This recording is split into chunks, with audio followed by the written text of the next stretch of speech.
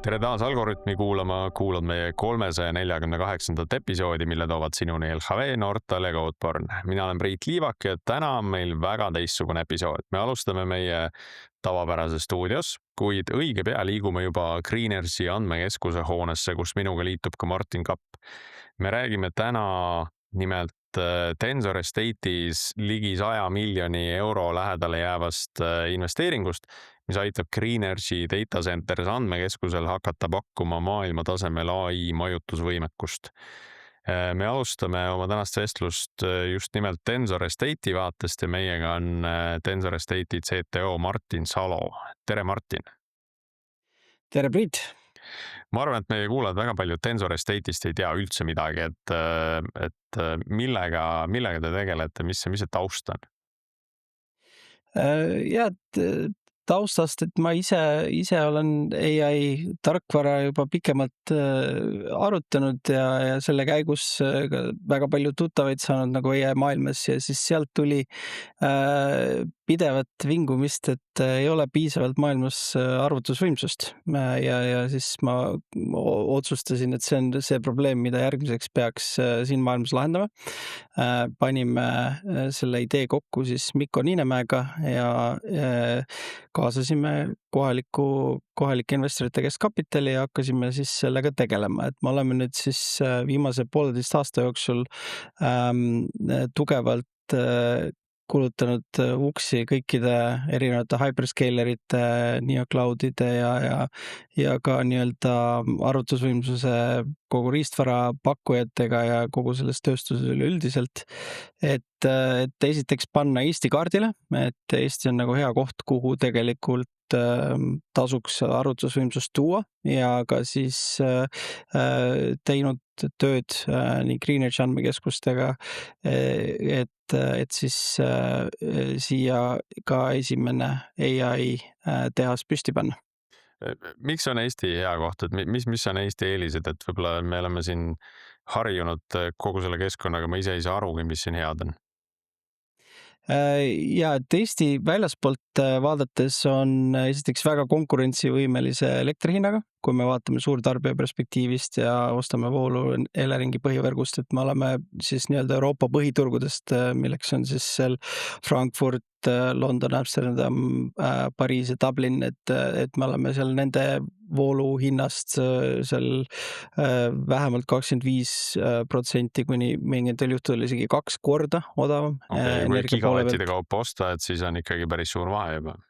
Absoluutselt ja nii-öelda isegi Soomega võrreldes, noh, Soomes oli hiljuti veel andmekeskustele sihuke soodustus, mis nüüd siis korjati ära, nii et see vahe isegi Soomega, kui me ostame põhivõrgust, ei ole enam niivõrd suur. Et see on nagu sihuke huvitav aspekt, mis kõigile võib kõlada üllatusena, aga tegelikult meie elekter on väga heas kohas.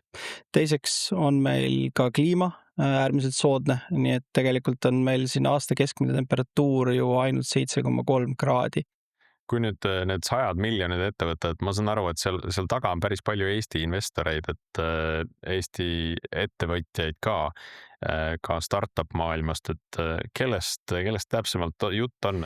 Meie startup maailmast tuttavaid nimesid on Markus Villig, kes on üks meie varasematest toetajatest, kuid ka siis ütleme rohkem nagu klassikalise tööstuse, klassikalise äri poole pealt, et Foxway asutajad Urvo Männemaa näiteks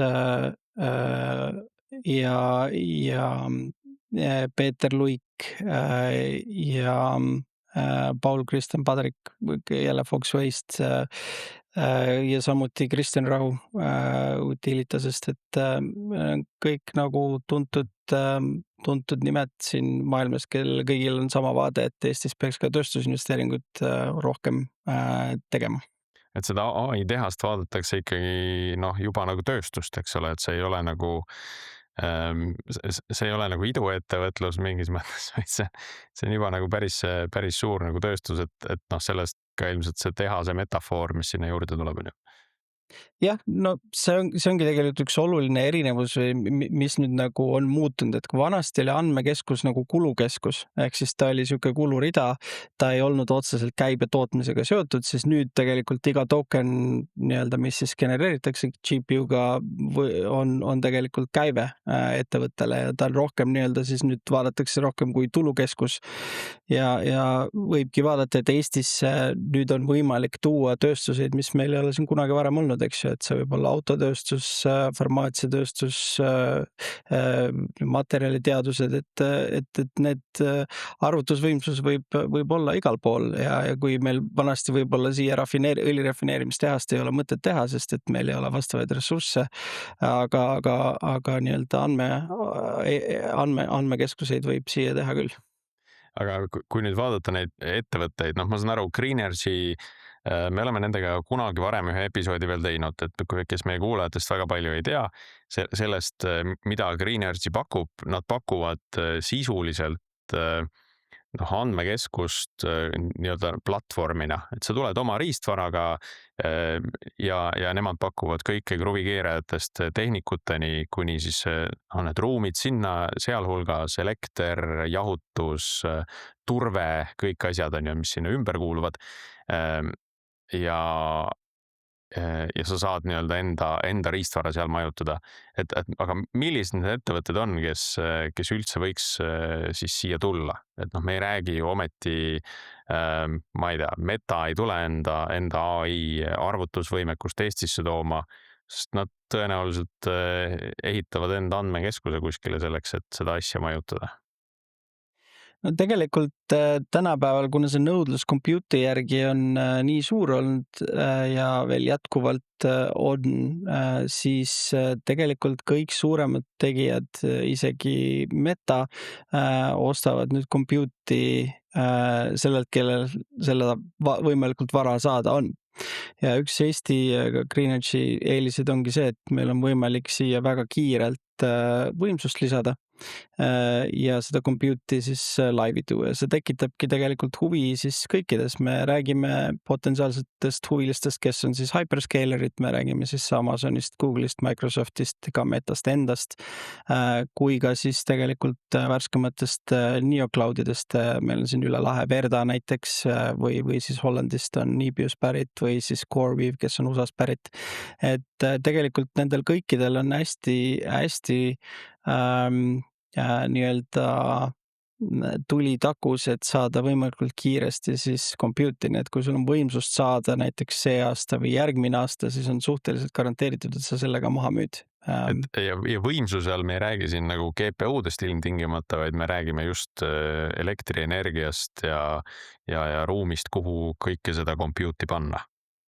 Täpselt, et see, kuna energia järjekorrad Euroopas on, et uusi võimsusi ühendada nendes põhiturgudel on 5 kuni 7 aastat lausa, siis vool, mis on nagu täna käes, on kulda väärt.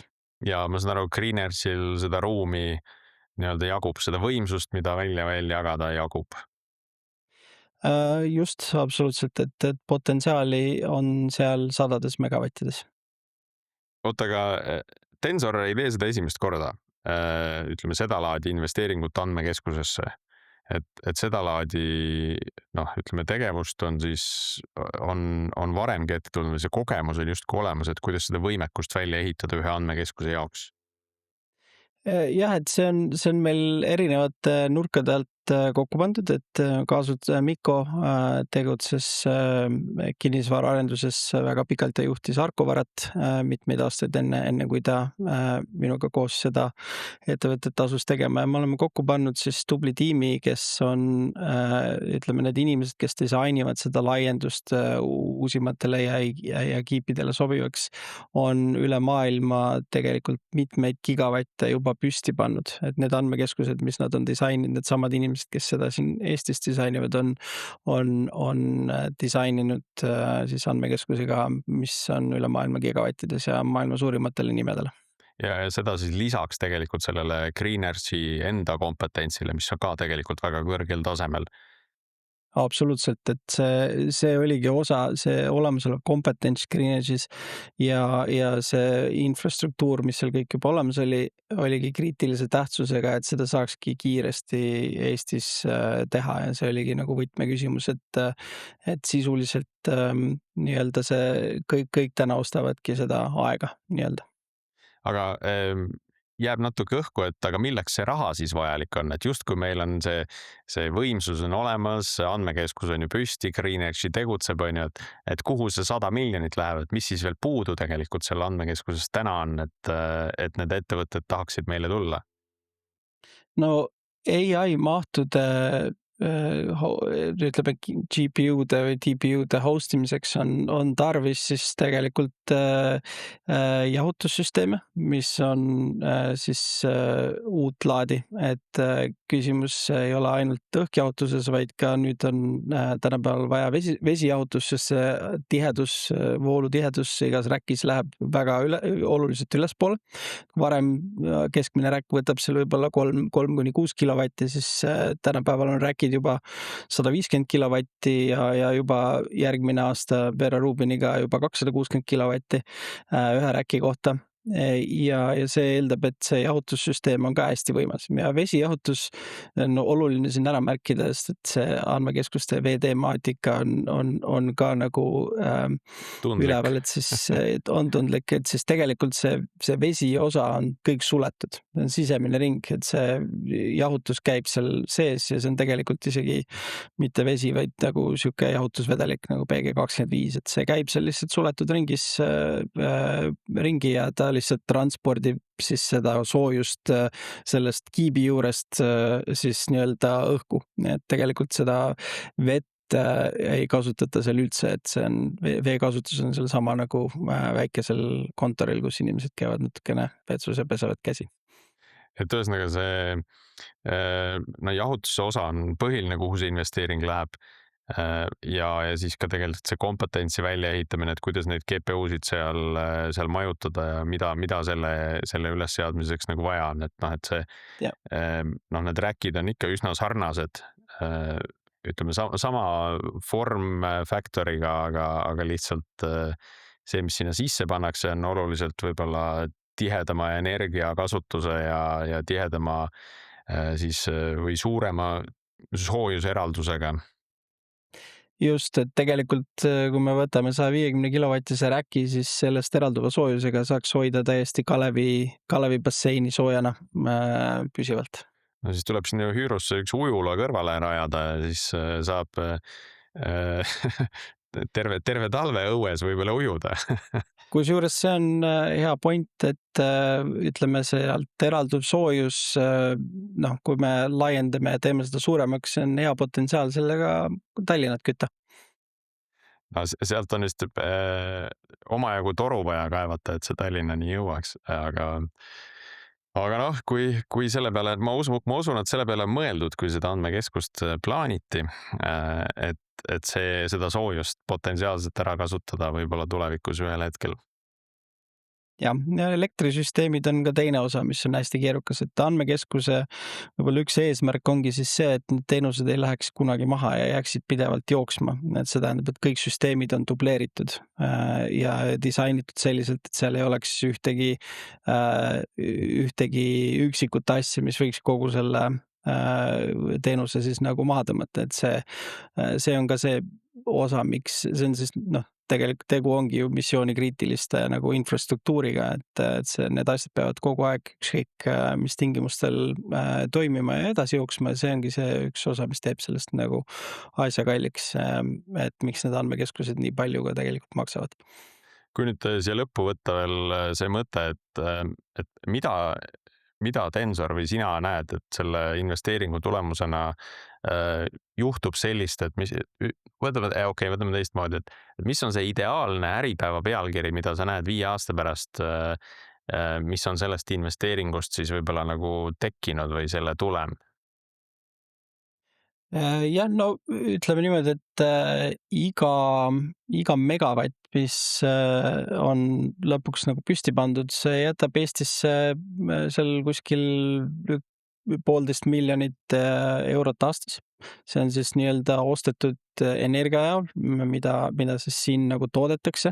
See on maksud, mis jäävad siia siis sellest jaotatud kasumist, mida siis nii meie andmekeskuse operaatorina kui ka siis meie kliendid, kes neid GPU-sid siis opereerivad, välja võtavad, kui ka siis need töökohad, mis loodakse, et andmekeskus on 1 megavati kohta kuskil loob 1,5 töökohta ise ja kuskil 7 töökohta väljaspool andmekeskust. Et see on Soome andmekeskuste assotsiatsiooni poolt tehtud eelmise aasta värske uuring, et need jätavad siia majandusse suhteliselt suurel määral siis nii-öelda tulu ja selle kaudu ka makse ja tegelikult me suurendame sellega ka päris kõvasti eksporti, et andmekeskuse megavati kohta, kui me vaatame neid hyperscalereid ja neocloud'e, et need genereerivad seal kuskil üle 10 miljoni megavati kohta siis tegelikult aastas käibet. Nii et see on majandusele päris tugev hooandja, kui me jõuame lõpuks oma 100 megavattiteni.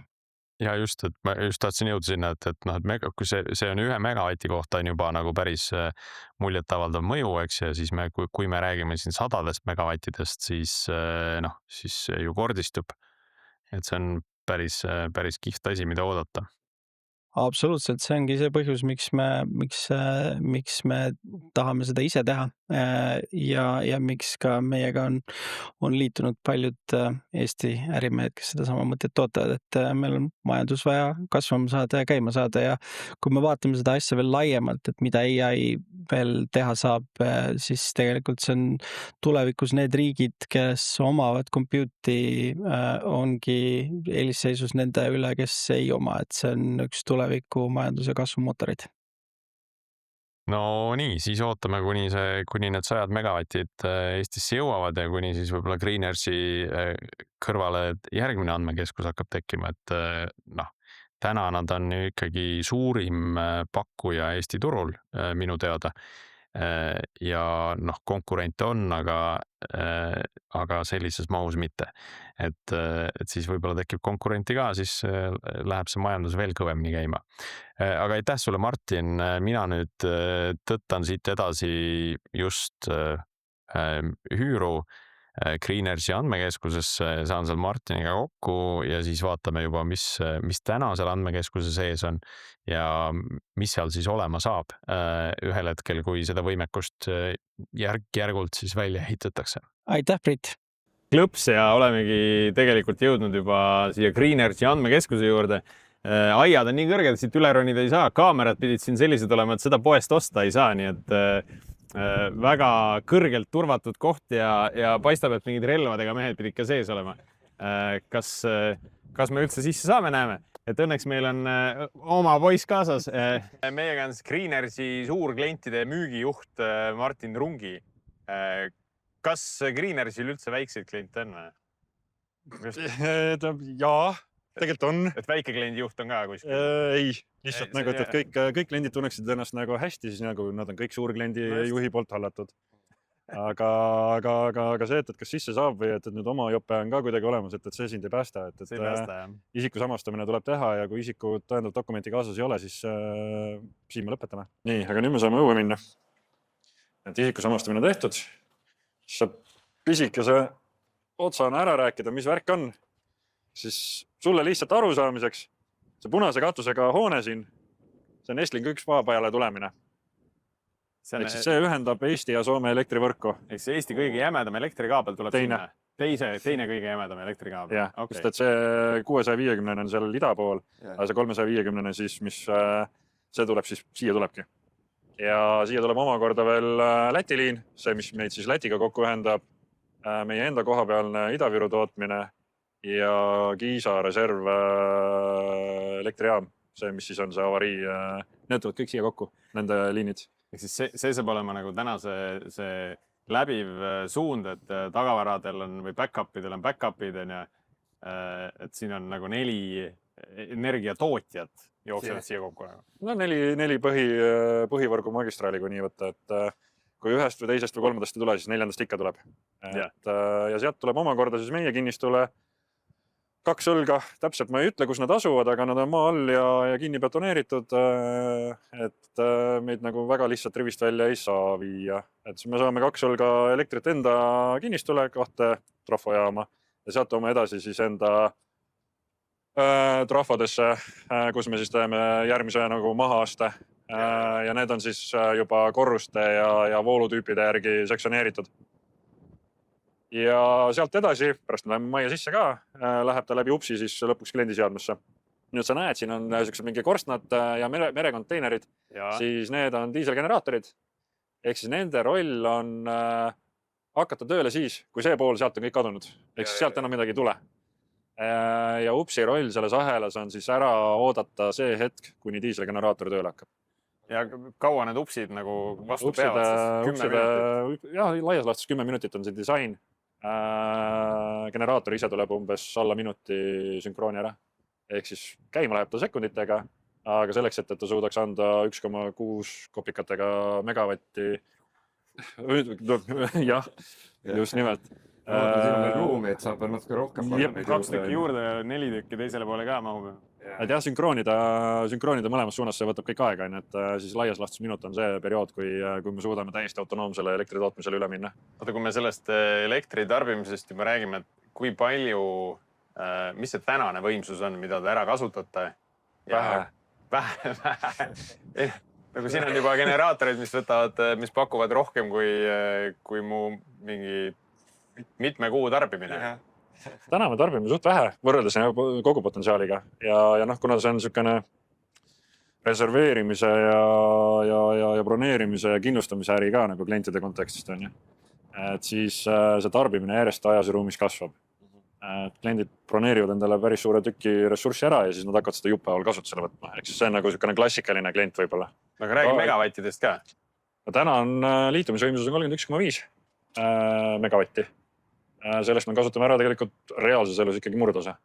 Nii, ja kui nüüd hakkavad siia ettevõtted oma GPU-sid majutama, siis läheb huvitavaks. Kõrgele see nagu viskab? No, meie tänane teadmine on see, et järgmise aasta samal hetkel ilmselt me sööme rohkem ära elektrit. Või tegelikult ei söö meie, sest et lõppkokkuvõttes ikkagi nagu seda teevad kliendi riistvara, mida kasutavad lõpptarbijad. See olgu nagu minu jaoks nagu ongi see kõige nagu jaburam pool alati, millegipärast räägitakse, et andmekeskused on süüd, et jube palju söövad elektrit. Ei, sina ise kasutad, sina kasutad ka. Kõik see, mida sa internetis teed, on nagu... Selleks, et mina saaks tarbida. Et siis me hakkame ühel hetkel järgmisel aastal ilmselt kasutama rohkem kui Estonian Cell. See on enam-vähem niisugune nagu asi, mida julgeks välja täna öelda. Mis kuupäeval see täpselt juhtub, seda ma ei tea veel. Aga seda kõike peab vaatama teisipidi ka, et see on tulu siis Eesti riigi majandusele või toetus Eesti riigi majandusele, et see on uus majandus, jah. Et see raha tuleb sisse kõik. Sisuliselt ju need, kes siia oma GPU-d majutavad, maksavad ju taustale kinni selle elektri, mis nagu sisse võetakse. Mitte ainult. Lõppkokkuvõttes nad maksavad selle infrastruktuuri renti ka. Nad maksavad siis kokkuvõttes seda investeeringut, mis siis siia tehti, nagu maksavad seda nagu jupphaval kinni. Et see ei ole nagu nii mustvalge, et siin on jah palju huvitavaid muid asju ja kaudselt nagu mõjuvaid tegureid ka, et kui me räägime kasvõi sellest, et nagu kui palju siis nagu teise ringi või 3. ringi inimesi on seotud sellega, ehk siis nagu hooldustehnikud, kes meile tuge pakuvad ja tööstusharu, mis ise areneb edasi, et see ei ole nagu ainult meie enda töötajad. See tähendab, et on see nagu selles mõttes selline vägev uus liin, kuhu nagu areneda majandusega.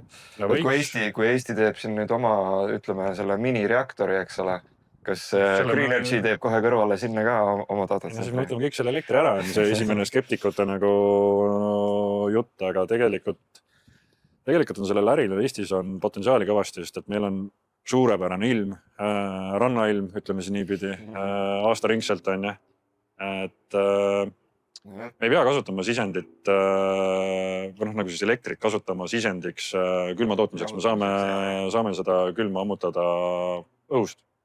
Ja see on tegelikult konkurentsieelis, et see niru suusa ilm, nagu, mida siin nagu rääkida, et siis see on meile sobib väga hästi. No rääkimata sellest, et nagu Martin Salo ütles, et iga megavatt, mida andmekeskus tarbib, pakub ka umbes 7 või 8 töökohta. Laias laastus vastab tõele, jah. No ja siis, kui me siin räägime nendest mitmest 100 ehitajast, kes siin praegu nagu tööd teevad, on ju selle peale, et päris uhke värk. Läheks vaata sisse ka külma. Külm on juba, jah? No näed, sellepärast ongi andmekeskuseid mõistlik Eestisse teha. Külmkappidesse jõudnud. Martin, kuhu me edasi läheme? Lähme siit esimesest uksest sisse ja vaatame, kuhu saab. Ja ega me kaugemale väga palju ei saa, aga lähme siis... Lähme käime korra kontori suunas, lähme sealt edasi keskuse suunas ja eks me siis vaatame, kuhu kaamera kaasa saab tulla ja kuhu ei saa. Et laias laastus on see, et hoone ise on jagatud kahte osasse. Ehk siis meil on andmekeskuse pool, kus siis on justkui nagu see tootmine ja siis on nagu kontori pool, kus saab nõupidamisi pidada, tööpausi teha, pissil ära käia vahepeal vajadusel. Tõsi, hotelli meil ei ole. Meie magada ei saa, et selle jaoks tuleb minna ikkagi koju või majutusasutusse. Aga köök on olemas, et see on niisugune pisikene, nüansikene, aga see mängib väga palju rolli selles, kuidas inimesed ennast niisuguses asutuses tunnevad. Et kui me oleme siia ikkagi üsna palju nagu sisse investeerinud, siis selle köögi välja ehitamine, see on nagu niisugune kommiraha seal kõrval, aga see nagu muudab hoopis nagu selle kogu essentsi. Mitu GPU-d mul peab olema, et ma siia nüüd saan panna? Tegelikult ju see ei ole see küsimus, tegelikult küsimus selles, mis sa sellega teed. Et sul võib olla kas üks GPU ühes serveris, aga kui sa sellega midagi väga asjalikku peale hakkad, nagu siis lihtsustatult, kui sul on väga palju mängus ja need katkestuse sekundid SLA kontekstis on sulle väga kallid käes, et siis ongi mõistlik tulla andmekeskusesse, et see on see kõige nagu lihtsam selgitus, miks üldse andmekeskustesse tullakse. Kui sul on mingi labor, millest ei sõltu mitte midagi, sa teed enda huviks mingisugust, ma ei tea, prototüübid midagi. Suva, seda sa võid ju kodus teha, aga kui sa hakkad ehitama mingisugust reaalset teenust, mis läheb üldkasutatavaks, on ta riiklik teenus, nagu meie erinevad digiteenused on, või on siis äriline teenus, et ma ei tea, kaardimakse lahendused nii edasi.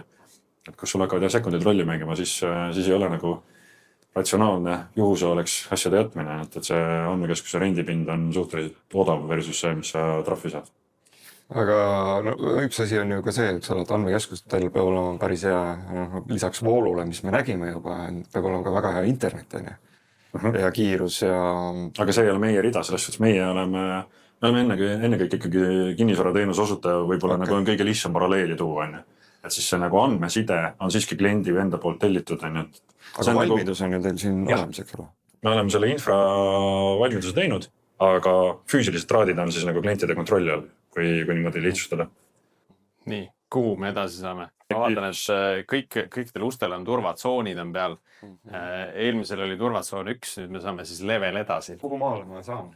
No vaata, nüüd nagu saamegi näha väikse sükse huvitava eksperimendi, et meil on 2FA kasutuses edasi liikumiseks. Ehk siis sinul kui külalisel ei ole meil biomeetriat andmebaasi sisse loetud, ehk siis käe jälge. Ja kui sa selle siit lugeja vahelt läbi tõmbad, mis su käsi ütleb? Kas saad edasi minna? Selle ma panen... Ei, käe. Jah, just. Vahet jälle. Midagi ei tee. Oh, denied. Et selles suhtes nagu see on üks osa jällegi füüsilisest turbest, kus on siis kõik volitatud isikud on oma käeled meile andnud ja siia lisaks siis on siis kaart, millega me piirame inimeste liikumisõigusi. Nii et mina saan selle ukse lahti, kuna ma olen siis volitatud isik ja teie näitate oma siis külalise kaarti siia. Ja siis viis nüüd data kokku.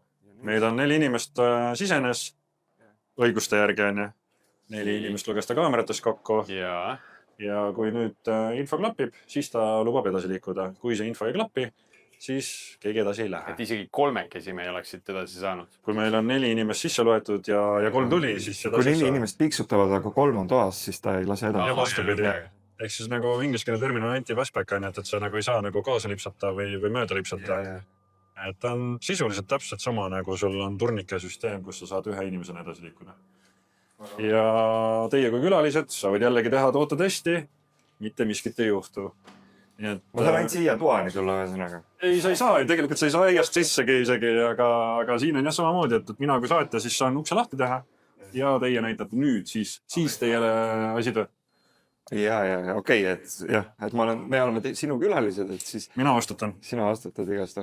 Füüsiline turve on ju mega lihtne, et sellest suhtes nagu, et paned ukse kinni ja kui on hullem, nagu siis paned tabalukuga ette, et nii ongi. Need on kõik need koolitused, mis õpetatakse, kuidas tuleb firmades hoolitseda oma privaatsuse ja turvalisuse eest.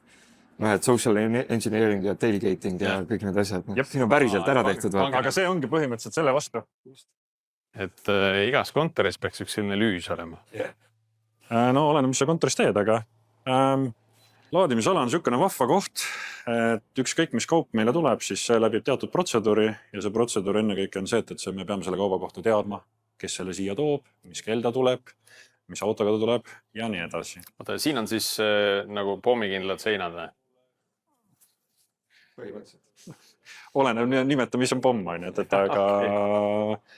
aga lihtsustatult on ikkagi see, et nagu klientidega need lepingus on ära defineeritud õigused ja kohustused, ehk siis klient tegelikult vastutab selle eest, mis ta siia toob. Aga ikkagi me peame olema võimalikult valvsad. Ta on nagu sarnane protsess, et nagu kui sa satuksid vanglasse või sularajakeskusesse. Meil on siis turvakardin ja seal turvakardina taga on siis tõstetav uks. Kui turvakardin üles tõuseb, siis lift ei tööta, see uks läheb kinni ja ainukene, kes siis siia lisaks sisse pääseb, on meil relvastatud turvamees. Et kui sa tahad mingisugust nagu filmistsenaariumit hakata lavastama, siis see on päris halb mõte. Ma arvan. See on nagu teist sorti lüüs lihtsalt jällegi, et üks on lahti, siis teised on kinni. Ja praegu vaatad see Ocean's 11, aga seadust sisse ei räägi. Jah. Ja sellega on siis niisugune lugu, et kui kaup siin maha võetakse, siis me dokumenteerime selle kauba üles ja viime ta siis lattu ja hullemal juhul, kui sa ei tea, nagu kellele see kaup on ja kui kauaks see kaup on, siis sa võid seal laos olla kuid. Sest et meil on klientide kaupasi siin seisnud kuid niimoodi, et keegi ei ole seda kasti lahti teinud. Nii et... Nad võib-olla ise ka ei teadnud, et see seal oli. Läks meelest ära, et see tellitud. Selles suhtes et see filmistsenaariumite ideid, mida siin on välja pakutud erinevad nagu, või läbi ventilatsiooni sisse ronimised ja nii edasi, et not the case. Aga see on ju, ma arvan, iga ettevõtte pidu, nagu jood sõpradega köögisõlut ja kolleegidega jood köögisõlut ja siis mõtled, et mis need järgmised stsenaariumid võiksid olla. Et kuidas... Kuule, aga meil on see uks on seal, vaata äkki nagu... Kuidas nad riskianalüüsid ikka tekivad? No nii ongi. Out of the box nii-öelda. Kastist välja. Loomeõli on vaja. Ja siis eks lõpuks ongi, et nagu klient on see, kes siis defineerib ära, nagu milline see lõplik nagu füüsilise turbelahendus nende konkreetse asja peale olema saab. Et see on nagu siis maja üldine turva, mis ma praegu nagu pinnapealselt kokku käime. Aga kui klient ütleb, et ta tahab nagu 2 turvameest, relvastatud turvameest, nagu, et siis see on nagu... See on kõik teostatav. Et vahet ei ole, kas see nüüd on füüsiline lisaturvamees, on see mingisugune spetsiifiline turbelahend või hoopis mingisugune tehniline meetod, nagu näiteks varjestus, mis tundub nagu enamus inimestele, et aga miks seda on vaja. Siis on 2 reaalset stsenaariumit, mille vastu varjestatakse. Üks on siis päiksetormid ja teine on siis tuumakatastroof. Ja tempvarjestus on täitsa teema ja meil on siin ühel ruumil see täitsa kasutus. Väga cool. Kas ma ei olegi tegelikult nii sügavasti mõelnud selle peale, aga kui sa ei varjasta, kui palju see päriselt mõjutab, ütleme seal, mis seal? Võtame selle samas päiksetormi, see ei olegi võib-olla nagu kõige hullem nähtus, aga tuumakatastroof või siis nagu, et kui sul on ikkagi EMP laine on üle käimas, siis sisuliselt ikkagi kogu elektroonika ju rivist välja ajab. Ja see on ka üks põhjuseid, miks tegelikult väga suur osa andmekeskuseid eelistab jätkuvalt diiselgeneraatorid avariigeneraatoritena, mitte mingisuguseid modernseid asju. Sest modernsed asjad, need on peenet elektroonikat täis ja see ei tule üles. Diiselgeneraator nii kaua, kui ta on hoovi peal, siis ta läheb käima. Et see on jällegi nagu üks nendest nagu huvitavatest nüanssidest, mida väga paljud ei tea. Cool.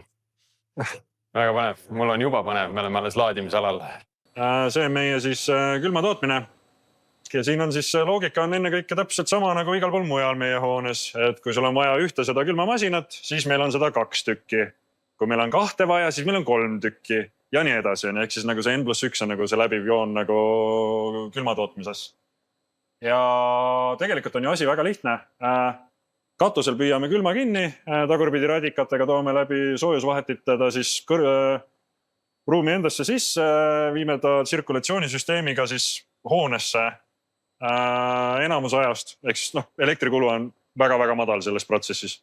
Aga need haruldased päevad, kui sa ka oled tööl ja siis on 30 kraadi sooja, ehk siis nagu nimetame seda Eesti suveks on ja, et siis selle jaoks ongi vaja neid samasid külmatootmismasinaid, et siis kui päriselt on soe, et sul on vastumeede olemas. Laias laastus on seda perioodi umbes 300 tundi aastas, kui sul seda vastumeedet on vaja. Aga need on väga olulised tunnid. Et selline on niisugune modernse andmekeskuse siis külmatootmissõlm. Ja seda siis saab sinna poole edasi laiendada nii palju, kui on vaja. Ja kuna iga asi siin maksab üsna palju, siis ostetaksegi tavaliselt ainult nii palju, kui reaalselt on vaja ja laiendatakse modulaarselt. Laias laastus miljon ja nii edasi. Nojah, siin silma järgi ütleks 10 või 12. No saab minna edasi, jah? Saab veel. Just. Nii. Ja kui sa siis vaatad siia ülesse, siis seda sa võid isegi korra piiluda. Jahutustranspordiks on vedelik ja see on kinnine süsteem ja süsteem ise on siis dubleeritud ja tegelikult on nagu dubleering jällegi. See on põhimõtteliselt, kes on ehitanud kunagi vesijahutusega arvuti, et siis on natuke suurem. Kind of, jah, nagu, et see oma sarnasus on olemas ja kuna tegemist on kinnise süsteemiga, siis see kõige levinum müüt, mida nüüd nagu võeti ka aktiivselt kohe kasutusse, kui me hakkasime rääkima, et me laieneme, et oi, et põhjavesi muutub luksuskaubaks ja kaevud jäävad tühjaks. Meie laiuskraadil seda muret ei ole, et meil on see sisend on õhk ja transport on suletud süsteem. Ja tegelikult meie vesi kulub, kui sa köögis teed kohvi või käid tualetis, siis see on meie veekulu. Ei rohkemat ja vähemat. Ma kujutan ette, et mingi hetk on ikkagi võib-olla mingi puhastustsükkel, aga see ei ole igapäevane asi või ei ole üldse või? Hooldused on, aga need vedelikud lähevad uuesti kasutusse senikaua, kuni nad on kasutuskõlblikud. Okay. Et nad vahetatakse ikka, jah, nagu sul autol ka jahutusvedelikku ikkagi lõpuks vahetatakse. Aga see on jällegi, see on kaduväike osa sellest suurest probleemist. Ega tegelikult see suur probleem, mida adresseeritakse, see kind of eksisteerib, aga see eksisteerib väga kuumades kliimades, kui me räägime mingisugune Las Vegase lähistel asuvatest andmekeskustest, kus sul päevane temp on mingi 45 ja pluss. Death Valley kandis seal. Seal on see veekasutus on teema, aga mitte meie laiuskraadil. Kas ma tohin küsida, miks ei tohi peale jääda? See on nagu spets... Üsna standardmasinad tunduvad. Kas need on nagu nii eriliselt tellitud masinad või on lihtsalt? See on niisugune kuidagi natukene nagu niisugune tööstusharu standard ka, et hoiame mingisugust teatud salapära ja nii edasi. Et kui sa tuled siia ja sa soovid kliendiks hakata, et siis me loomulikult näitame neid kõiki asju puhtalt selleks, et veenda, et me saame hakkama. Jälle tood oma GPU-d siia. Ma lähen nüüd, ma ei tea, kuskilt arvutipoest võtan selle ühe, kas või selle RTX, mis see 6000 on. No, kuule, see on jumala tummine tükk. See on ju väga hea kaart, eks ole. Natuke maksab ka, et seda juba tasub siin hoida nagu. Aga eks siin on markeeringud on enne kõike nagu see, et me ei taha nagu teha nüüd nagu väga lihtsaks selle, et keegi suudakski mingisuguses valemis ja sisse nagu pääseda, et siis nagu, tal ei oleks nagu liiga lihtsaks kõik tehtud ka. Saaks aru, mida te kasutate. Mida me kasutame, kuidas me kasutame, kus on juhendid nii edasi, et isegi kui ta peaks siia sattuma, siis ta läks väga kaua aega. Aga senikaua nagu meie turva saab juba sekkuda ja ametkonnad appi kutsuda. See on juba nagu see security by obfuscation või siis nagu, et sa peidad ära, et siis paar sammu peavad lisaks tegema. See ei tähenda, et see võimatu oleks, aga lihtsalt see ei ole nii kiire. See nagu lõppkokkuvõttes nagu me tahame rääkida alati mingisugustest veidratest asjadest umbes, et nagu lõpuni välja pommikindel ja jumal teab mida iganes on. Et üks asi on see, et nagu andmekeskust ikkagi on rahuaja ehitused. Seda kiputakse nagu millegi pärast segamine ajama, et mult küsitakse ka üsna sageli, et mitu mürsku või pommi on vaja või drooni. Et kui me võtamegi kas või selle meie nüüd nagu naabri vaate puhtalt siia sisse on, et küll tal leidub seda kraami siia poole loopida nii kaua, kuni see auk maases on, et see on tegelikult on vale küsimus. Õige küsimus on see, et kuidas sa siis nüüd oma nagu siis selle sisse seada oled ka nagu geograafiliselt ära varundanud. Et üks näiteks lokatsioon on siin, teine kuskil mujal. Võib-olla ei ole päris kõrvuti, et siis sa saad nagu sealt saada oma selle probleemi lahenduse, mitte läbi selle, et hakkad siin ajama mingisugune sarkofaagi peale. Siin on täitsa ehitus käib ju. Jaa, Teil on kips panemata puha. jaa. ma arvan, Et see, mida Martin sulle natukene juba põgusalt rääkis, et nii ongi, et lihtsustatult oleme me siis isoleerinud ära osa majast. Teisel pool toimub ehitustegevus, sinna poole me jalutama ei saa minna. Aga selleks, et siis sealt poolt nüüd tolm siia poole ei pääseks, siis ongi hermeetiliselt suletud ilusasti kenasti ruum ära. Mis siis tehakse, ongi see, et tehakse siis maja täiendav fit-out. Et kui me oleme enne ehitanud siis selle hoone kolmandiku välja, nüüd siis 2/3 ehitame välja täpselt sellisena, nagu ta tuleviku vaates peab olema. Eks me lähme nüüd samm edasi high density räkkide maailma. Kui me praegune äri on sükene õhki jahutatav kuni 22 kilovatti ühest räkist, mis on tegelikult jumala fine, siis AI maailmas on see väga väike ressurss per kap ja seal minnakse sadadesse kilovattidesse. Ja ma kuulsin ka, siuke 220 kilovatti üks räkk nagu. See üks torn on 200 kilovatti. Google'i viimane leiutis on megavatt kapp. No ta ei ole sama nagu kapp ka muidugi, ta on nagu kinda nagu väike nagu hübriid, aga selles suhtes megavatt on jah, nagu on tänaseks ühe kapi kohta, nii et. Aga mis seal siis keerulist on? Paned lihtsalt jämedama kaabli, suurema jahutuse toru ja nii ta läheb? Jaa, no ma ei tea, kui autoentusiastid praegu mind nüüd niimoodi päris nagu risti ei löö, nii et ma tooks selle väga lihtsa võrdluse, nii et 400 meetri 10 sekundi autot on väga lihtne teha, et suurem turbo peale tulda on. Aga kui sa pead seda korduvalt tegema, siis ei ole nii lihtne. Et tegelikult selles nagu GPU maailmas, kuna see ressurss on kogu aeg töös. See ei ole nii, et korraks panin tööle ja plõksti võtsin selle maksimumi ära ja siis viskab prügikasti. Kui kuumaks läheb, siis paned kinni. Just. Et see nagu nii ei käi ja need asjad saavad kogu aeg vatti. Et sellepärast mul ongi nagu alati nagu keeruline seletada inimestele, et andmekeskuse roll on olla töös ükskõik millal. Eks andmekeskusel ei ole see, et nagu suva täna pühapäeva ja me teeme puhkepäeva. Andmekeskus töötab 24/7 365 päeva aastas ja need seadmed seal sees teevad täpselt samamoodi 365 päeva aastas kogu aeg tööd. Kui nad seda ei tee, siis nagu, see ongi halvasti kasutatud ressurss. Aga ütleme, et siin tuleb väga suur osa tuleb siis nagu GPU-de peale ja see voolutarve nagu kasvab ka meil, et okei, sa ütlesid praegu, et teil on nagu väike osa sellest võimekust kasutuses, aga kas kõrval sealt, kui nüüd läheb asi veel hulluks, paar generatsiooni edasi, voolutarve tõuseb veel paar korda igal GPU-l. Et saab sealt jaotusjaamast saab juurde. 300 tuleb sinna, et võib-olla varsti võtate 200 ära. Eks aeg annab arutust, et nagu täna me räägime ikkagi sellest, mis meil on. Et kui me varem pidime natukene rohkem võib-olla turundama ja reklaamima ja natukene sükest nagu valgeid valesi kasutama, siis täna meil ei ole nagu vaja neid asju enam teha, et me saame rääkida päris asjadest. Eks täna me saame rääkida see, et meie see 31,5 megavatti läheb tervenisti kasutusse ja ilmselt me mitte väga kaugus tulevikus räägime, et me laieneme veel. Kui suures tükis nagu, et see jutt on juba järgmise korra jutt. Mis sa meile veel näidata saad peale pikkade koridoride? Pisidetaile. Ülevalt jooksev elekter. Jep. Andmekeskuse taristu on ehitatud üles lattliin tehnoloogiale. Lihtsustatult on haljas latt ja isolaator ümber ja isolaator ümber on õhk. Ja see karbik on seal ümber siis lihtsalt kaitseks.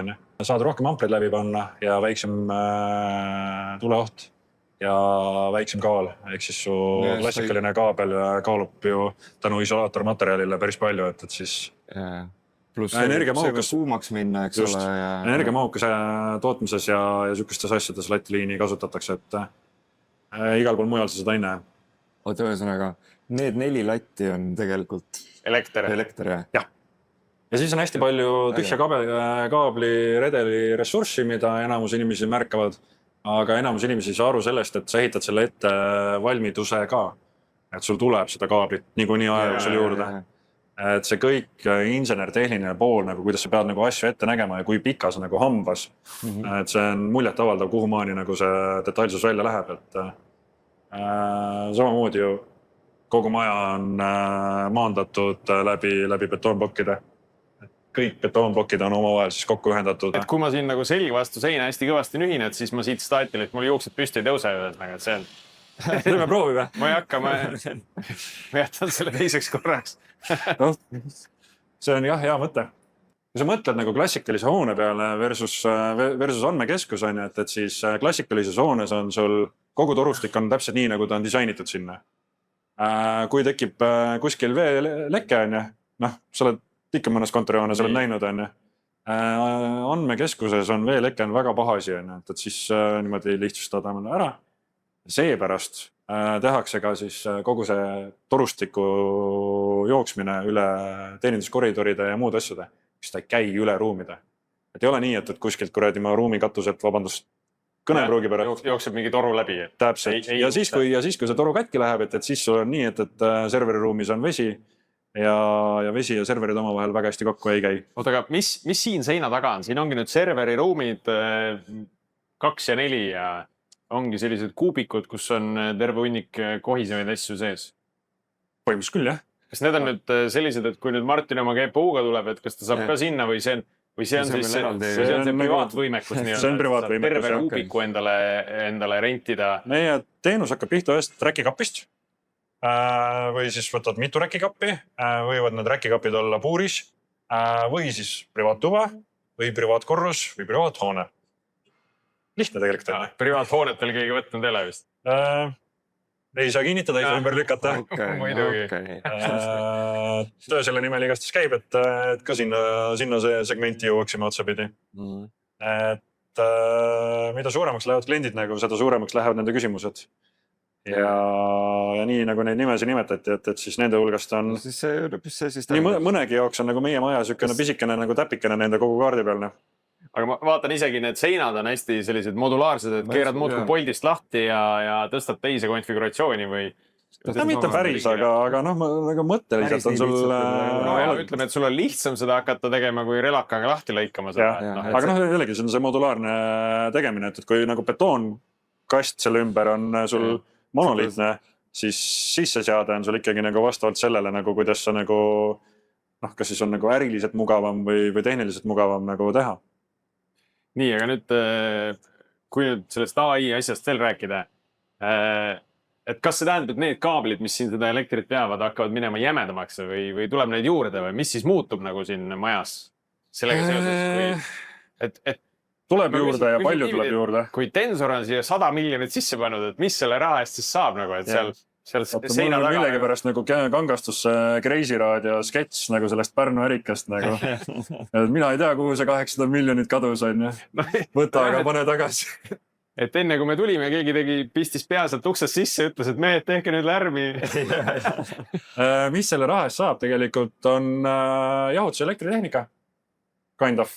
Sinna nagu suures osas nagu enamus sellest rahast läheb. See on siis elektritranspordi võimekus ja jahutuse võimekuse kasv pluss töötunnid. Ehk siis üldeehitustunnid ja 2 põhivaldkond on siis need. Et ühesõnaga neid jahutusseadmeid sinna koridori juurde? Ja katusele. Katusele ongi, katuseraam on nüüd triiki täis. Kuna ta on ikkagi, ta on lihtsalt nagu kinnisvaramaakler põhimõtteliselt on ju, et siis väga hea võrdlus. See ongi enamus tööd läheb selle arendustööle, et kus nad ehitavad neid kaste ja siis kes iganes tahab seda tuba, tema tuleb tegutseb ise siin tõenäoliselt on ju. Kind of nii ongi. Et lõpuks me anname kliendile võtmed kätte ja siis on see tema ruum teha täpselt seda äri, nagu tema soovib teha. Jah, seal on väiksed nagu kitsendused juures selles kontekstis, et me ei saa võtta siia mingisugust kolmandate riikide tegijad, kes on ebasõbralik või mida iganes muud. Et meil on terve rivi due diligence ja compliance reegleid kraes, mida me peame täitma. Aga kui sa oled Euroopas toimetav organisatsioon, sul paberid on puhtad, siis aga palun, anna minna. Kui sul raha on, siis mina võtan hea meelega vastu. Ja kui ma tahan seda tuba? Palju mul peab raha olema? Mis see tuba maksab? Mis tuba maksab, jah? Elektriarve maksan ilmselt ise kinni. Just. Oleneb kauaks sa commit'id ja palju sul sinna tuppa ressurssi on vaja allokeerida, et see ei ole nii lihtne, et see ei ole ruutmeeter üksi. Kas selle raha eest saab nagu 10 Ford Focust või tuleb 100 tükki osta? Kas me räägime nüüd nagu minutites või päevades või tundides või kuudes või aastates on ju, et mis nagu ühikust nagu me... No vaata, ma võin seda kliendi rolli täita, et kui me tahame tuba 8 aastaks, elektri maksame kõik ise kinni, kõik riistvara toome ise sisse.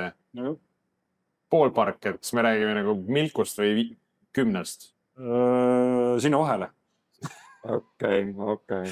Sinna vahele jääb see number, aga see ongi nagu, kuna see on ressursi teema ka, et palju sa siis reaalselt ressurssi vajad, siis see nagu mängib ka rolli, et põhimõtteliselt on see, et palju ma hoone üldinfrast, ehk siis sellest jahutusvõimest, liitumisvõimsusest ja kõigest muust nagu sulle allokeerin. Et see nagu tegelikult nagu selle kõpi seal juures nagu... Okei, et see natuke nagu sõltub sellest, ma maksan elektri kinni ka, aga et kas ma kulutan nagu kilovattides või võtan terve megavatti ära. No, et siis see nagu mõjutab. Mis neil on vaja... See äri umbes täpselt nii käibki, et üks osa nagu on siis nagu see kinnisvara hind, kui nii võtta, nagu mida sa maksad renditasuna. Teine on siis võimekuse hind ja kolmas on siis elektrikomponent. Nendest 3 elemendist nagu tegelikult see arve sul kokku joonistub. Pluss veel nipet-näpet juurde ja lisateenused pisikesed ja nii edasi, aga need on need 3 kõige suuremat komponenti. Kui kohvi tahad, siis maksad nagu milku peale. Kohvi saad ilma maksmata. Et kui sa juba siia nagu kliendiks said tulla, siis kohvi eest me eraldi sul raha ei küsi. Yes. Meet me room. No nii, mida me näeme, Martin, mida sa näed? Siin on mingid võrguseadmed, hästi palju fiibrit on siin. Mida? Võrguseadmed sa ei näe. Võrguseadmed ei ole, lihtsalt kaablit on hästi palju. Peenemaid ja jämedamaid. Terminalid nagu ühesõnaga siis. Ehk siis väljaspoolt tulevad kaablid termineeruvad siin. Neid ruume on siis meil majas mitu. Ja siit siis saab edasi ühendada kliendiruumidesse. Põhimõtteliselt sa saad üle maja igatepidi kokku siduda erinevaid otspunkte. Füüsiliselt. Vanade IT-mehed ütlevad, et see on nagu crossiruum, sideruum on, aga lihtsalt see on siis tänapäevane modernne. Ja me hakkame siit vaikselt kasvama, ehk siis nagu meie kliendibaas kasvab, siis see ruum kasvab kuni sinna lõppu välja. Ja jällegi, ressurssi on siin arvestatud oluliselt suuremalt. Et me näeme siin, kui ma siin kirjeldan, et ma ütleks sellist nagu 2, ma ei tea, räkki jutumärkides kaablite jaoks. Ja siia mahuks neid sama suuruseid veel 4 tükki. Ja sest 2 räkist on... Pool täis. Pool on kasutuses ka veel ainult, eks ole. Aga samas, mõtle, et kui palju võib-olla see üks optiline kaabel sul infot läbi, eks ole. Palju siin... Aga see on ajas kogu aeg tellitakse juurde krosse, mis tähendab siis seda, et ühel hetkel läheb kitsaks. See praktika on mujalt maailmast näha, et andmekeskused, kes on 20+ aastat toimetanud, et mis nende sellised ruumid välja näevad. Et sa peadki selle perspektiivi võtma hästi pika, et sa ei saa seda ruumi hiljem suuremaks ehitada. Ja ProTrip, või nagu siis, kui siis öelda, väike sükane õppetund ka tänasest päevast juurde on see, et kui keegi räägib sideruumist näiteks oma kontorihoones, siis see on sideruum tegelikult. Siin ei ole ühtegi aktiivseadet. Kui seal on mõni aktiivseade, ehk siis näiteks kõige klassikalisem on see, et serverid oma kontoris ja siis öeldakse, et mul on siin sideruum, ei ole, see on serveriruum. Serveriruumil on hoopis teistsugused ohutusnõuded. Elektriga ümber käies on seal natukene teistsugune olukord, jahutusega ümber käies on teistsugune olukord. Nii edasi, et tehakse natukene sikku selle koha pealt. Ja siis öeldakse, et kontoris on odavam teha. Jaa, on, aga see on nüüd täpselt see sama 400 meetri jutt on. Ja just, mina juhiks tähelepanu nendel jämedatele kollastele. Need on ka ikkagi fiiber, eks ole, mitte nagu. Need on mul põhjust pöidla jämedused, illustreerides, et see on pöidla jämedane fiiber. Ma ei ole nii jämedat näinud. Seal on lihtsalt terve... Seal on palju sees. Äkki need olid 192 äkki vist on nendes. Kitsamad on 96. Ja, et kui sa mõtled, et okei, et see on nüüd kaasaegne sideruum, eks ole, aga veel mõni aeg tagasi, eks ole, sul ikkagi switchid ja routerid, eks ole, on kõik jahutusega. Mis tähendab, et see ventikamüra ja kõik see on nagu, siin on täiesti vaikne nagu. Ja sellepärast, et siin ei ole aktiivseadmed. Siin ei toimu nagu mitte midagi. Sest need seadmed on ju tegelikult kliendil on oma kapis on oma võrguseadmed. Ja seal nad häält ikkagi teevad. Et siin on puhtalt krossimise koht. Ja see on see koht, kus saab kõike seda võrguliiklust pealt kuulata, ma saan aru. oo jaa, see on KGB oleks väga nagu rõõmus selle üle või mis iganes nüüd tänapäeval on FSB. Et tegelikult kõik need igast optilise side pealt kuulamise jutud, need teoreetiliselt on tehtavad. Praktikas on see ikkagi natukene jällegi siukene action filmi stsenaariumis, et miks seda vaja teha on, et nagu niisama nagu kedagi pealt kuulata on mõttetu. Et see on väga suur pingutus. Tihtipeale on sassis ka see, et justkui nagu, et andmekeskus justkui nagu vaata pilv on, et siis nagu kõik kalatakse sinna kokku on, et siis nagu sealt on ju kõigile kätte saadav on. Jah, aga tegelikult andmekeskus ongi selle jaoks, et ei oleks ainult pilv on, et see olekski sinu enda privaatne ruum olemas ja nii edasi. Sideteenus on samamoodi nagu sul võimalik ka privaatseks teha. Et ei ole nii, et kõik saavad nagu ligi on. Kes siia ruumi pääseb? Jah, et kas siia ruumi tulevad siis sisse meie sideoperaatorite alguspunktid, ma kujutan ette. Ja siis nemad juba ise vaatavad, kellele kuhu tuppa ei ole. Ei, nemad siia ei pääse. Nemad ka siia ei pääse. Nii et te olete väga privilegeeritud seltskonnas, nagu kes siia pääseb, et tegelikult siia pääsevad ainult meie töötajad. Sideoperaatorid ise siia ei pääse. Aga kuna me... Siis ütleme, see privaatluba number 2, eks ole, nemad tahaksid... Siis nad tellivad selle teenuse, tellivad selle meie käest ja meie teostame.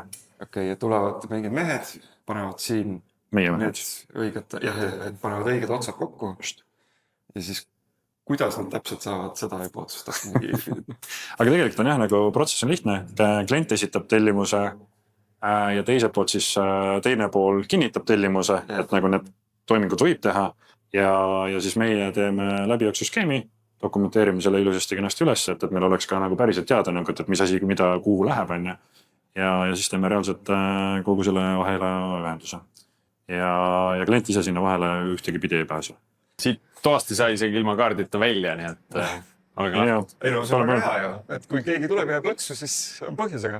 Üks asi, mille ilma kaardita siin majas saab teha, on lifti kutsuda. Jaa, sa võib sõita raudselt ei saa, on ju. Tuleb ja siis on esimese asjana. Nii on jah, et nuppe saad vajutada, aga jah, selles suhtes nagu, et meil on see füüsilise turbeprotsessis on üks vahva asi, et kui sa kaardi ära kaotad, siis sa pead teavitama. Midagi ei tea raudselt. Et kui sa kaardi ära kaotad, siis sa pead teavitama. Aga tegelikult on nii, et kui sa kaardi ära kaotad, siis sa saad üsna kiiresti aru, et sa ei saa mitte kuhugile. Sa ei saa ka teavitada selle üle. Ei, no selle jaoks sul peabki olema see number, et siis me tegelikult kõikidel volitatud isikutel on soovituslikus korras on telefonis meie number olemas. Kui telefon on tühjaks saanud, siis meil on ka paanikanupud olemas, kuhu siis inimene saab muljuda, et me näeme. Ja tegelikult meie siis kaamerad, kui sa lehvitad, siis me kaamerad keeravad su peale, ehk siis nagu me tegelikult näeme, et sa oled kuidagi pidi hädas. Aga ettevalmistusala on põhimõtteliselt see, kus sa saad kõik tööd ennem ära teha, ennem kui sa lähed paned oma kola siis räkkidesse. Me oleme püüdnud tegelikult majja panna ka üsna palju juhendeid, selliseid seina peale. Need siin näeb erinevates kohtades, et kuidas nagu paigaldusjuhendid, et mis on õige, mis on vale, kui me räägime siis nagu praegusest teenusest. Aga need juhendid on nagu põhjusega, sest et kui näiteks kõige lihtsam näide on see, et kui klient kurdab, et tal kapis läks soojaks ja siis kui ma lähen ja näen, see kapp näeb välja üsna sasipuntra juhtmetega, et siis ma esimese asjana küsin, et aga kus on kaablisuuned? Et kui kaablisuuned paigaldada ja juhtmed ilusti patsi ära ja enam ei ole soe. Et tegelikult on need juhendid on põhjusega siia pandud. Siia sa saad ära räkkida oma asjad, ehk siis kui sul on mingi ports kola, mida sa tahtsid siin ära räkkida sealpool, siis siin on palju mugavam seda teha. Siin ei ole müra, siin ei ole kära. Sa tõstad sinna lihtsalt. Ja pärast nagu siis, kui sa live-keskkonda, aga siin sa saad ära veenduda, et kõik kruvid olid sul kaasas, poldid. Väike töölauake, et sa saad ka juhtme sisse panna ja... Ühtegi akent ei ole siin hästi kaua. Ja meil on jah see Linuxi keskkond on, et no Windows. Jah, et kui väljast pimedaks läheb, sa ei saa arugi. Ei, ja õigus. Ja me oleme nagu kasiino, jah. Jah, just. Ja kusjuures nagu selles suhtes meil on kasiinoga üks ühisosa on veel. The house always wins. Et see reegel peab paika suurel skaalal. Sul tuleb mingi vanuse piirang, et kui sa oled ikkagi junior kaabeldaja, siis sa siia sisse ei saa võtta. Meil on aeglased uksed ja need on põhjusega aeglased. Et ei tekiks olukorda, kus keegi jube kiiresti saaks kuhugile. Et selles suhtes nagu see on tahtlik, nagu kogu see sükene aeglus on sisse kirjutatud, isegi evakuatsioon on meil aeglaseks tehtud meelega. Et ei ole nii, et põhimõtteliselt nagu nüüd võtame jälle mingisuguse järgmise filmistsenaariumi, et tegin mingisuguse korraliku käki, jooksen ruttu evakuatsiooni ukse juurde, vajutan siis evakuatsiooni nuppu ja uksed lähevad lahti ja hüppan üle aia. See oleks nagu see esimene filmistsenaariumi nagu mõte. Meil see nii ei käi. Selleks, et kui sa seda nuppu muljud, siis meil on 3 minutit aega reageerida veendumaks, et kas midagi päriselt juhtus.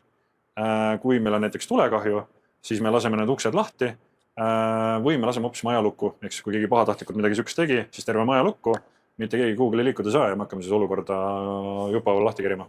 Täitsa kõik need koridorid on täpselt ühesugused. Kas me tulime enne sellest uksest või? Korrus allpool, jah. No just. Nii, aga nüüd siuke lugu, et siit edasi kaamera midagi ei salvesta, sest et see on siukene live keskkond, kus meil kliendid on. Nii et nüüd saab tulla vaadata, kus see kola on. Aga nüüd nagu see teine Kreisi Raadio episood, vaata, kus oli see @.ee ja mis see teine tüüp oli, et käisid internetis ja nii edasi. Nii et põhimõtteliselt nüüd me otsapidi seal olemegi.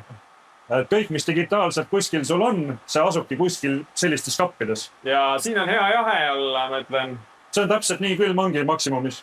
Okay. Et lihtsalt niimoodi illustreerimaks või selgitamaks. Siin on kliendi riistvara ja see, mida tema siis selle riistvaraga teeb, on tema kontrolli all. Meie nagu perimeeter lõpeb kapiga ära. Kapi sisse me anname toitõlad ja ülevalt tuleb elekter, side. Eks see on nagu meie vastutusala ja meie nagu siis toode on ka nagu külm, on. Et siis AI kontekstis nagu kind of sama, aga lihtsalt jällegi mastaap on teine, tehniline setup on teine. Ja siin me kasutame madalapniku süsteemi ka, aga siis sealpool läheb vesijahutusega läheb hoopis teistmoodi kustutussüsteem, kui klassikaline on. Klassikaline on kaaskustutus. Meil on siis ennetava loomuga madalapniku süsteem. Ehk siis selle asemel, et tegeleda tagajärjega. Tõmmatakse apnik välja. Eks siis sellel kütust. Tuli ei saa tekki tegelikult. See on need apnikmaskid seinte peale, et kui keegi sees on. Ei, see tegelikult ei ole nagu jällegi nagu võtame nüüd jälle toreda kodumaise filmi või toodetud meil Tenet on, et siis vaata, kui kiiresti seal pummati nagu apnik välja, see ei käi nii. Selleks läheb tunde, et sa ruumi saad nagu mõni protsenti allapoole apniku taseme viia. Aga seal on, ma just nägin ka mingit videot selle kohta, et või mingi tule kustutamise kohta ühesõnaga, et tegelikult seal on mingid väike vahe on juba sees, et kui hästi ta põleb nagu. 30% vähemaks, eks siis kui normaalne on 21 on ja me kasutame 15 on ja, et siis tegelikult on inimesele ohutu. Kui sa seal ruumis viibid pikemalt kui 4 tundi, siis sa muutud lihtsalt äärmiselt lolliks. Sest et apnik on su ajutoit. Ja selleks, et sükene betoonkolakas igapäevaselt saaks siis oma tööd teha, siis on vaja ka inimesi, kes orkestreerivad seda kõike. Ehk siis siin on meie töölispere või mesilased, kuna see ei ole sükene klienditeenindusruum, vaid siin on lihtsalt meie inimeste nagu töökohad, siis on see kõik nagu sükene võrdlemisi praktiline. Ja siis on juhtimiskeskus.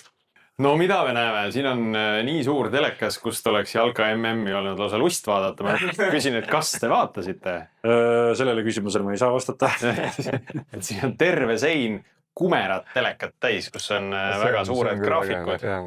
Ja see kogu maja analüütika, mis meil siia tuleb erinevates sensorites, siis temperatuur, uniskus ja nii edasi. Kõik see jõuab siis sinna ekraanidele. Aga ma viskan ühe karvapalli, et nagu mingi NASA juhtimiskeskuse moodi natukene või mida sa filmides või oled ette kujutanud, et sul on nagu need suured kontrolltoad, eks ole. Et kes tahab näha, siis otsige NASA nagu control center.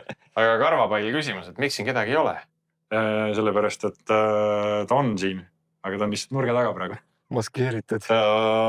Märkas, et me tuleme ja läks ilusasti küljest eest ära, nii et tegelikult on see ruum on mehitatud 24/7 ja tööpäevasel ajal on siis siin veel inimesi. Ossa poiss. See on hea tuba siis, kus olla, et kui see näed ülemus tuleb, siis vaikselt ise. No põhimõtteliselt nagu sa saad kaamera feedi järgi ju nagu näha, et nagu ta tuleb kohe sealt otsest sisse ja ma nüüd näitan, et ma tegin tööd ka nagu vahepeal. Aga tegelikult on see, et nagu sa kuuled ka taustalt, et siis meil kogu aeg siin miskid piiksub, ehk siis juhtimiskeskuses on erinevad alarme tuleb kogu aeg, infot tuleb kogu aeg ja mõned asjad siis nõuavad rohkem tähelepanu, siis tuleb sekkuda kohe. et noh, nemad on jah siis selles nagu hoones kõige paremas positsioonis. Mulle meeldib seal esimene rida, ma ei hakka seda valjusti välja ütlema igaks juhuks, aga see on täpselt see, millest sa enne rääkisid. Mina olen aru saanud, et või kuskilt kuulsin, lugesin, et ka neid tube on siin majas 2.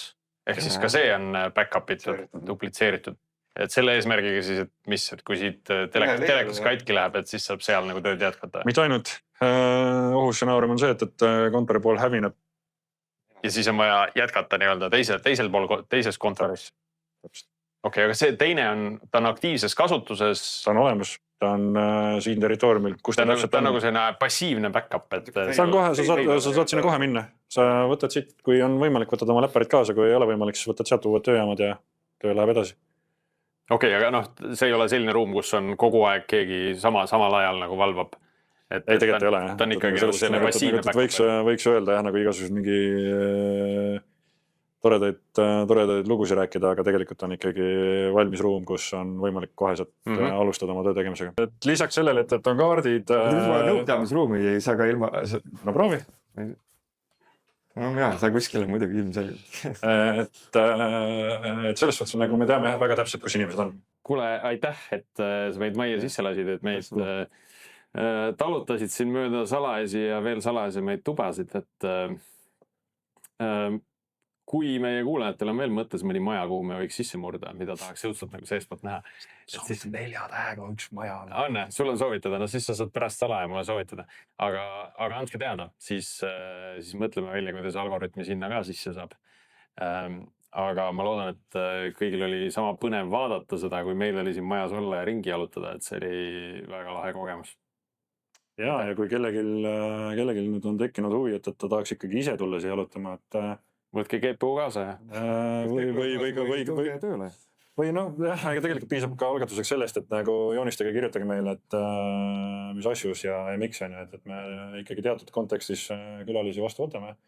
On need siis äridelegatsioonid, on näiteks ka õppedelegatsioonid. Jah, me ei kõiki alati heaks ei kiida, aga päris paljud ikkagi hea meelega. Kõik ukse taha ka ei jää.